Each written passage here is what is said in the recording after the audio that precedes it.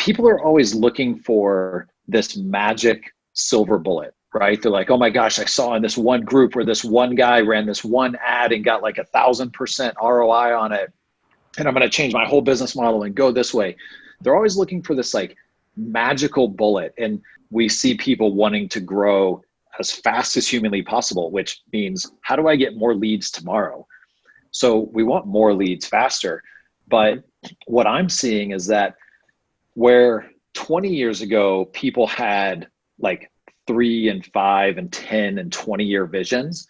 Now it's like maybe a year. I think it's something that, that we've been trying to help educate our clients with them. Hey, we can work on the short-sighted stuff and short-term lead gen, but we need to think about the long-term too. And you need to be investing in these bigger lead gen sources and building brand affinity in your market.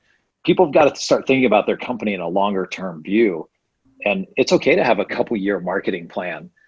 The point about like the magic pill, like that's a good point. It doesn't exist. If you don't think about marketing as fitness, you're thinking about it all wrong. You don't get ripped overnight, right? You don't get abs by, 6-minute abs doesn't work, right? You've got to do a bunch of things right and do them consistently over time, and those deliver results. Now, even in that world, what you do matters, right? And how you do it, and who's helping you get there.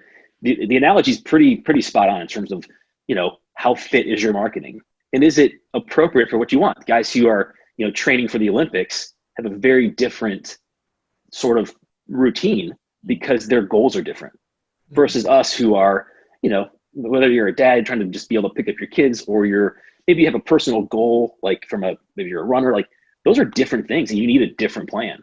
And the mindset shift is, I can't just take a pill. It's a commitment. It's a way to do it differently. So that's why I say do something differently, because it's a mindset shift from what it takes to, to follow the path.